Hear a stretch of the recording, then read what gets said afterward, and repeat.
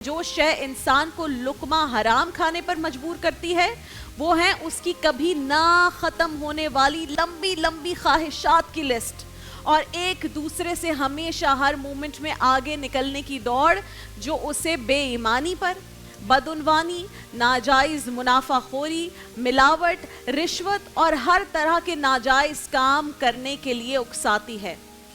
इरशाद होता है वल अस्र इन्नल इंसान लफी खुस्र, ज़माने की कसम बेशक इंसान खसारे में है कि वो उम्र अजीज गिनवा रहा है, अपनी उम्र अजीज गंवा रहा है। इंसान समझता है कि दुनिया सिर्फ उसकी है, मगर दुनिया कब किसी की होती है?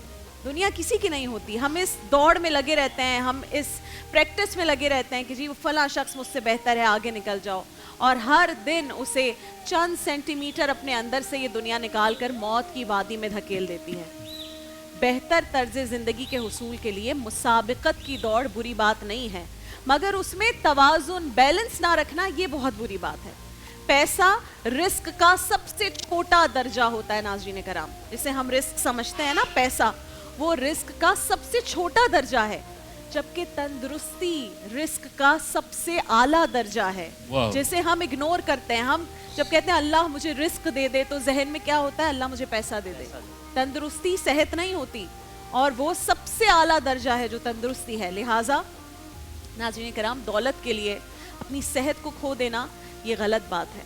एक बहुत ज़ईफ़ शख्स जिसकी कमर बुढ़ापे की वजह से झुक गई थी, वो रास्ते में कोई अपनी चीज़ जो गुम गई थी उसे तलाश कर रहा था, तो वहीं से एक नौजवान जो कि अपनी जवानी के नशे में मदहोश था, वो उसकी यह हालत देखी जब बुजुर्ग की, तो देखकर गुरूर में हंस पड़ा और कहने लगा, बड़े मियाँ क्या तलाश कर रहे हो इस तरह झुककर?